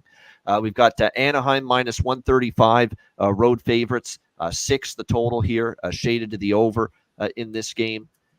San Jose, love what I'm seeing from the young guns. Love what I'm seeing from the offense. There's no question. We saw it on full display against St. Louis. Boy, Macklin Celebrini, some of the plays he made, outstanding, just with the puck, and obviously he gets the goal and the assist in the first 2 periods of that game. Very, very impressive. But the defense and the goaltending for San Jose, not so much. We know this is one of the weaker blue lines. When Jake Wallman and Cody Ceci are your top pair, you got issues. When Mario Ferraro and Jan Rud are your second pair, you've got issues. There's just it's as weak and porous a blue line as any in the league. Run and Benning on the third line as well for the San Jose Sharks. Tonight, we don't have the goalies confirmed, but we expect Blackwood again for San Jose. Obviously for Anaheim, partly due to the fact Gibson's on IR, but I think even if Gibson was healthy, it sure looked like Greg Cronin was going to turn to Lukáš Dostal in net, and of course we expect to see him in net tonight for this very first game. And look, think there's high upside on Dostal, who had a solid year last year with the Anaheim Ducks, coming off winning a gold medal for his country, Czechia, at the World Hockey Championship as well. So we'll see how this one plays out.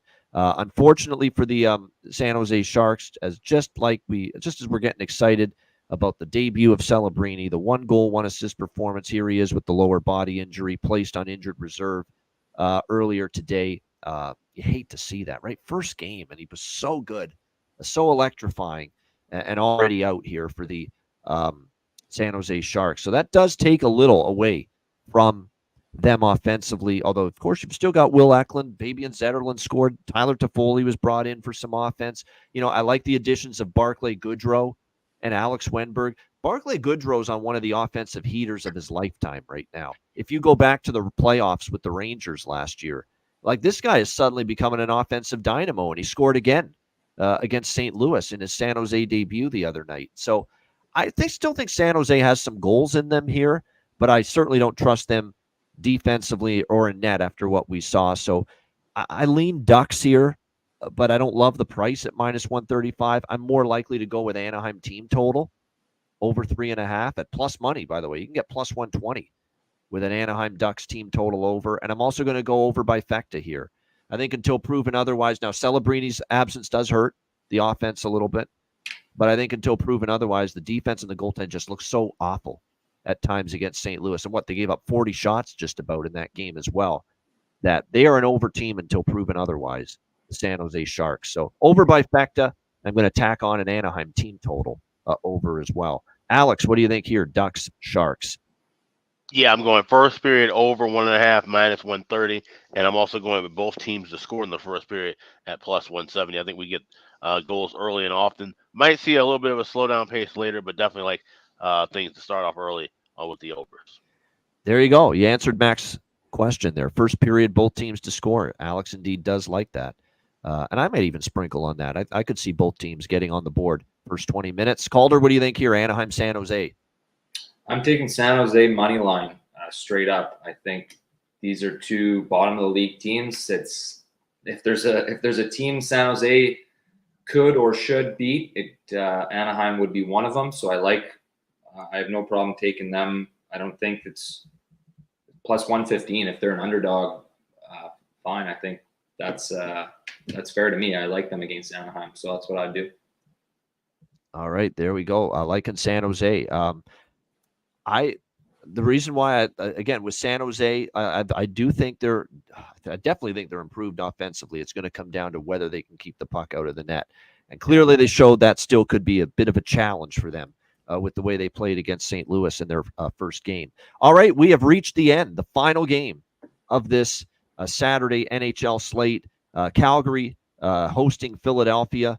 We've got the Calgary Flames minus 130 home favorites, 6 the total in this game. What a resilient performance by Calgary. You know, they did not start that game in the first period well at all, and yet they still found a way to battle all the way back and beat the Vancouver Canucks in that game 5-4. Calgary's D is still very shaky, and that's going to be the concern that Ryan Huska's team has all year. It's not a great blue line. There's a lot of young guys that could be good in time, but are they ready for these kind of roles? After Mackenzie Weegar, who I like quite a bit, Daniil Miramonov, I like, but is he ready for top pair minutes? Didn't look like it the first game. Kevin Ball had a brutal game against Vancouver. He's on the second pair with Rasmus Anderson, Jake Bean, Braden Pahal. You know, it's not a great blue line the Flames have this year. They're probably going to have some struggles in their own end. We'll see if that happens once again here. Now, they won it against Vancouver in spite of it because they scored 6 goals, not 5-4, I should say, 6-5 it was against Vancouver. They have some bright lights up front, though, offensively, as far as young talent, good young skilled forwards, prospects, with Samuel Honzik and Kuzmenko, 2 pretty talented players flanking Nazem Kadri on the top line, Connor Zary, solid offensive player, Blake Coleman and Backlund on the second line, Huberdeau with Pospisil and Anthony Mantha. Anthony Mantha scored the other night. What if he gets some of his offensive game back on track? Like, there is hope for Calgary offensively, but defensively and also in net with the Dan Vladar, Dustin Wolf combo, there are still some questions. It will be Wolf, though, hungry like the wolf. Dustin Wolf here for the Calgary Flames tonight, making his first start of the season. I certainly probably think there's more upside with him long-term than certainly Dan Vladar. We'll see how he fares here. But there was a learning curve for Dustin Wolf last year in the NHL, a guy that had a 3.15 goals against average, .893 save percentage last year. Those numbers weren't spectacular by any stretch of the imagination.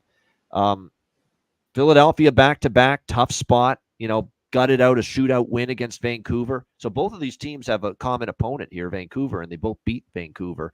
So interesting here on the back-to-back. We saw, obviously, Ersson last night, which means there's probably a good chance we see Ivan Fedotov here tonight, potentially, as the starting goaltender for the Philadelphia Flyers. Someone he's a huge big goalie.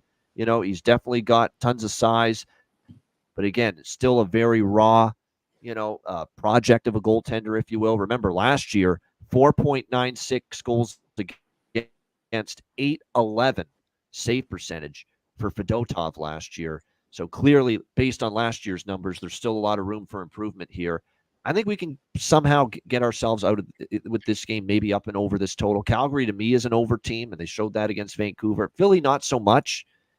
So you're going to have to hope Philly can do some damage here. But against this Calgary back end that's sketchy, Dustin Wolf was okay last year, but his numbers weren't phenomenal. Maybe he's going to be great tonight. We'll see, and he's got that capability. But I would still lean to a first period full game over and a bifecta here in this Flyers-Flames game. Nothing on the side, really. I mean, I'm not laying a price with Calgary, but it's not the optimal spot for Philly, right? Coming off an overtime win on the road last night against Vancouver, now playing back-to-back. What do you think here, Alex? Final game, Philadelphia, Calgary. I feel like this could be another draw for Philly. I think at plus 360, I'm willing to take a shot here with the draw. I think Fedotov. And Calgary went to OT with Vancouver as well, of course. Yep.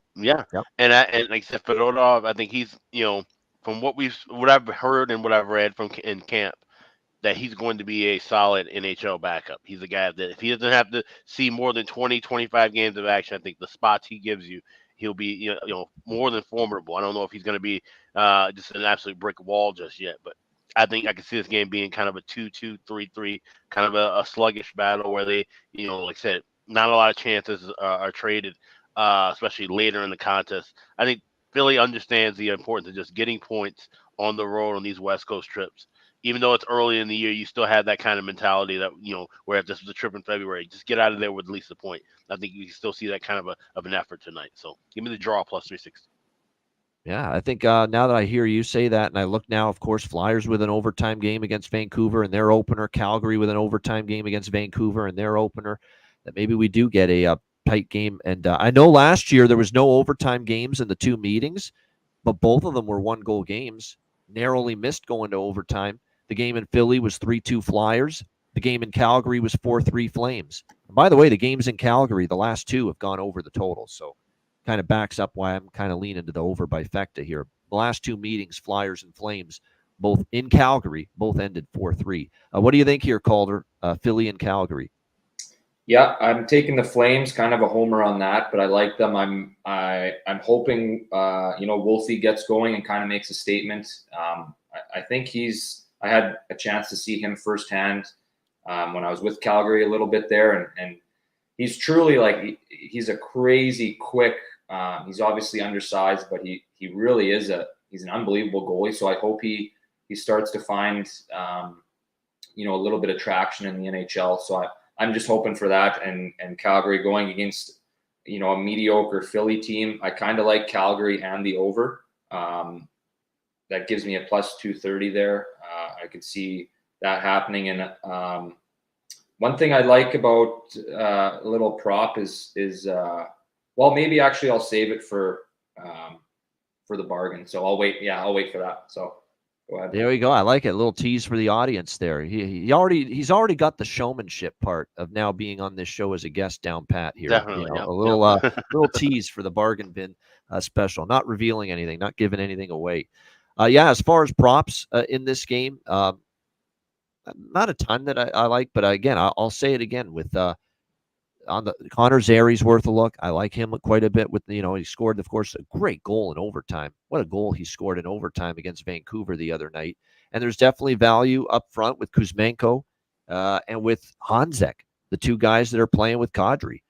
Good value with their props. And then for Philadelphia, you look at Forster, Morgan Frost, I think has probably got value. And Matvei Mishkov's, I thought even though he didn't get on the score sheet, I thought he had some chances last night. Was noticeable at times against Vancouver. So good stuff indeed with the so a few props there that I mentioned that I do like. All right, great stuff. A shout out to everyone, obviously in the chat. It has been a big show. It's always a monster show that we do for you here on the weekend when it comes to the breaking down every game on the board here from a betting perspective. These big Saturday cards. Always, like I said, full of games to break down. So shout out to everyone in the chat. Hit the like button on the way out. Of course, bargain bin special, best bets coming up. Patreon.com/Ice Guys, $10 per month.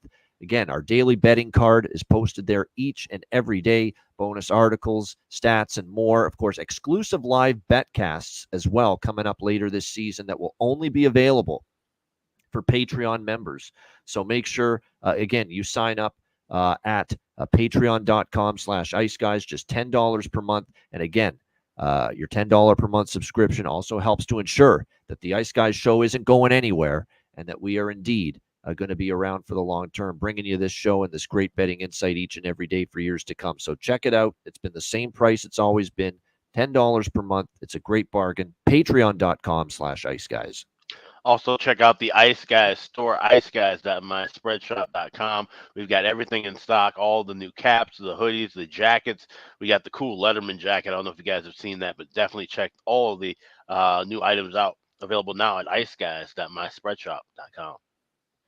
All right, awesome stuff. All right, we will be back. And we're bringing back an old favorite with the ads coming up. Manscaped. We're playing a Manscaped ad, and it's one that you'll remember from back in the day from yours truly. So you'll enjoy that, the return of an old favorite of ours. But back in a few moments. This is a good reminder, too, to Calder, our guest. This is going to be like a little 2-minute intermission here. So if you got to get another drink or go to the washroom or do any of that shit, you can do that right now if you want to. But we'll be back in a couple of minutes with Bargain Bin Special of the Night and Best Bets to wrap up the show in just a moment, right after we hear from our great Ice Guys sponsor.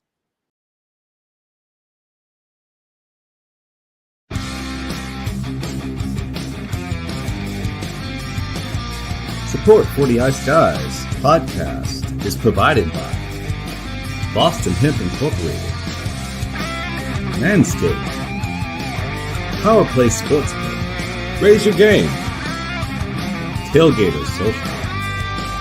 And a big thank you to all that subscribe to the Ice Guys Patreon page.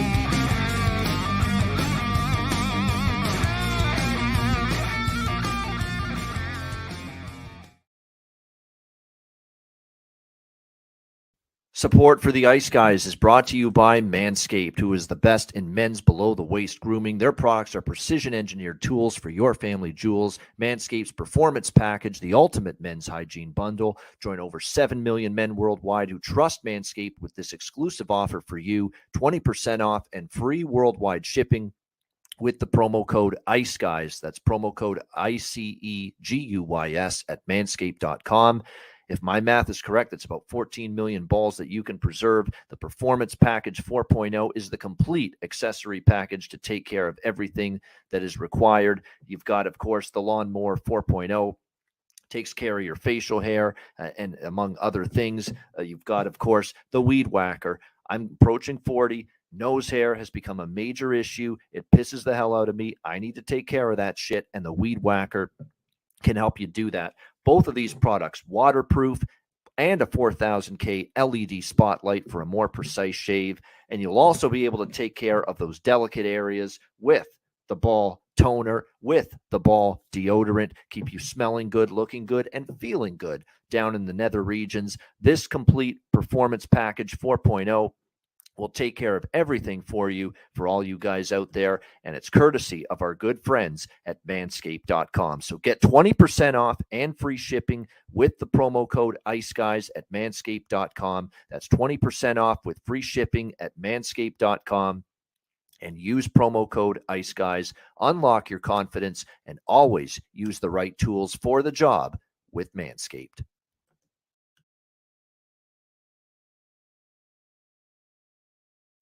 Everyone loves a perfect pair. Bacon and eggs. Thunder and lightning. Mario and Luigi. A hot dog with fries. Ian and Alex B. That's right. Everyone loves a perfect pair. So why not pair up your game nights with Boston Hemp? From exotic flower to concentrates and edible products. You'd be hard-pressed to find a better pairing than Boston Hemp and hockey. Check them out today at bostonhempinc.com. That's bostonhempinc.com. Boston Hemp Incorporated, the official smoke sponsor of the Ice Guys. Void where prohibited by law. Not available outside of the United States. Must be 21 or over to obtain products. Check your local regulations to see if Boston Hemp is available in your area. All right, great stuff. Joe's voice is great. I appreciate the chat noticing that. Yep. Yeah. That's why he's our voiceover guy, the official voiceover guy for the Ice Guys show. Yeah. All right, again, thank you to all our sponsors. And it's not just them, it's all of them. We got a slew of them this year, including, of course, our daily sponsor, Boston Hemp Inc., 20% off using the promo code ICEGUYS at bostonhempinc.com. All right, bargain bin special of the night. Thank you to Calder Brooks. We're off the schneid. We're in the win column thanks to his call with Nikita Kucherov last night, over 2.5 points for Tampa Bay at plus 375. Because you are the man that got us in the win column with this segment for the first time, Calder, I'm going to start with you for bargain bin special here for this Saturday. What do you like from the bargain bin? Yeah, I'm going back to the Calgary Flames game. I like Pospisil to score. He's playing on a line with Huberdeau, and I think that kind of goes undervalued. Like he's a very good fast centerman he's had a goal the other night with a nice shot. So I like him I have him here at plus 400. I hope you guys have him even better odds. Maybe that's just that's what I have here on mine, but I like him to score at plus 400. No, that's a pretty good price still. I see plus 425, plus 475 is the absolute best price I see for Martin Pospisil, but you're in the ballpark here in the plus 400 or better range. Martin Pospisil, I believe he scored one of their goals as well against Vancouver the other night as well. So good choice. You know, it's funny. Our last consistent Saturday guest was Zach Urban. Guess what? He was a Calgary Flames fan. And it sounds like you are. So we've got another Flames fan with us here on a Saturday. Sounds like you're right. You're a Flames fan. It sounds like, right? Yeah. I guess I played there twice in my life and had the opportunity to kind of be, in their organization for a year as well a couple of years ago. So they're close to home here for me in Saskatchewan, and have a little bit of a tie to them. So I hope they do well. All right. Awesome. Evan, appreciate it. Ian insists on singing every show. Alex's fate unpacking a Lippert 24/7. Neither of them have ever played hockey, and they still put on the best hockey show every day, covering every game. There we go. I like to think I know the game, even though I've never played. Yeah, we know. Same with Alex. We've watched enough hockey years. to know. Yeah. What's going on? We know good hockey. We know when you screw up in the defensive zone. We don't know all the lingo and terminology that you would as a player and a coach, but we know what's good hockey and what's bad hockey. We do. And that comes from 30 years of watching for sure. All right, Alex, hit that bargain bin for us. What did you find? Yeah, looking at the that Islanders game with Dallas tonight, I like Wyatt Johnston to get things rocking and rolling. I like him first goal of the game plus 1,500. I also like him to get a goal anytime, so that's something that we'll have on my card as well. Like I said, I think he's going to be, playing at home, getting that home crowd in front of him. I think that'll kind of get him energized, and I can see him leading off this game with a goal here. So 15-1. Let's hope this is the one that cashes in tonight. Wyatt Johnston for the Dallas Stars. And he's had some first goal bargain bin hits in the past. We'll see if he's got another one, Alex, tonight. Wyatt Johnston, Dallas Stars, first goal, plus 1,500 for Alex with his bargain bin special of the night. My bargain bin special of the night, gosh, in these big cards, man, it is always so difficult to find one. But the one I'm going to go with, and because I think he's going to have a strong start to the season. He got a goal for the Ottawa Senators the other night. He's got from our cloth. He enjoys, throwing a few bucks on some games. We've seen that in the past from his past actions. But more importantly, I think he is going to want to prove himself this year for Ottawa, and I like the price we're getting on him. We are going to go with Parlay Pinto here as a bargain bin. It's not the best price. It's down in the 300 range, plus 300 right on the nose. Barely makes the grade, but I like it. I think he has a point to prove to, step his game up offensively. And so I'm going to go with Shane Pinto, Ottawa Senators, plus 300 for my bargain bin special of the night. All right, great stuff. Best bets now to wrap things up. First night with some losses in the best bets last night, unfortunately, but we knew it was not going to be undefeated forever. Still been a strong start to the year with best bets overall. We'll see what we can come up with for this huge Saturday card. Alex, we'll start with you. What do you like for best bet? Yeah, we'll go up the street to XL Energy Center. Got Seattle Kraken taking on the Minnesota Wild Saturday night. It's going to be a buzzing crowd. I expect goals early and often in this contest. So at minus $1.20, give me the first period over with Seattle and Minnesota. That's my best bet for Saturday. All right, Seattle, Minnesota, over 1.5 first period for Alex B. Smith, best bet. Calder Brooks, what do you got, best bet? Mine is a player. Sam Reinhart's playing his former team in Buffalo. He scored over 60 goals, or scored around maybe 57 last year. 57 last year. And I love him to score against his former team against Buffalo. So I got him at plus 130 there, and I'm pretty confident he's going to go ahead and put one in the back of the net tonight. And that's important to note. The best bet on this show can be anything, including a player prop. So, normally the player props are bargain bin, but they can absolutely be a best bet as well. And that one makes sense, and obviously it's a guy that's scored a shit ton of goals since the beginning of last year and now facing his former team. If I'm not mistaken, I think I have memories last year in some of those Florida Buffalo games of Sam Reinhart scoring against the Sabres. And now I think what makes that bet even better for you, Calder, is that there's no Matthew Tkachuk tonight. There's no Alexander Barkov tonight. So you need Reinhart's offense tonight.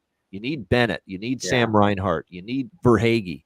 You need players like that stepping up. In fact, I think if you bet those three players tonight, Bennett, Reinhart, Verhaeghe, I think you're going to cash at least two of them, maybe even all three, because those are the guys that are going to have to absolutely step up here tonight offensively now with Tkachuk and Barkov down and out for you tonight. So there you have it. Calder Brooks going with Sam Reinhart, anytime goal scorer here tonight against the Buffalo Sabres, his old team. And you can, again, get that price. You can get upwards of plus 1 95, it looks like, with Sam Reinhart. Is that correct? I want to make sure that's not a glitch by BetStamp. But either way, you get a pretty solid plus price with it. That is going to be the best bet here for Calder Brooks for Saturday.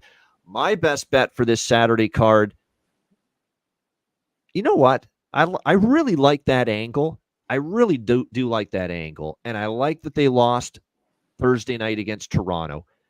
I think they've got the chance to catch Washington early. They've played 3 games. This is the first game of the season for the Capitals, and we still know New Jersey's a better team than Washington. I think they're going to have a good start, and I'm going to go for not just the money line here. I'm going to go with the puck line. Let's go for a plus price score here tonight. New Jersey Devils, -0.5, +170, first period puck line against the Washington Capitals. I like this angle. This is going to be their 4th game of the season. Washington's first.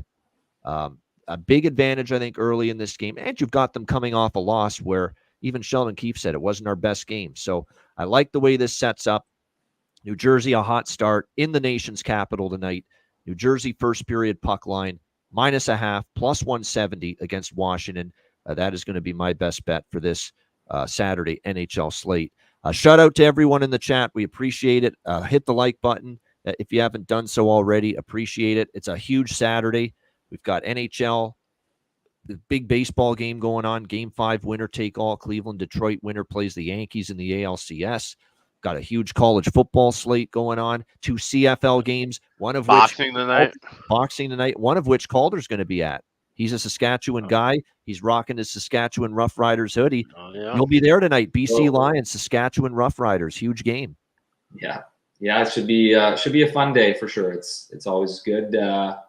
Riders get a home playoff game if they win, so let's hope that happens. And I have a bet on them tonight in that game, so I'm hoping it happens too, no doubt. I like their form better than BC right now. Hopefully our form is great with this Saturday card tonight, and we cash some tickets. So thank you to everyone for tuning in. Fun to have that first Saturday show in the books. Appreciate all of you joining us. Hit the like button on the way out. A reminder, the Ice Guys is live 7 days a week, Monday to Friday, 2 p.m. Eastern, Saturday and Sunday, noon Eastern. If you can't watch the show live, download the Ice Guys podcast in audio form on all major podcast platforms. For Alex P. Smith and Calder Brooks, I'm Ian Cameron. Have a great Saturday. Enjoy all the action, and good luck. And we will be back with you tomorrow on Sunday, same time, noon Eastern, for another edition of the Ice Guys.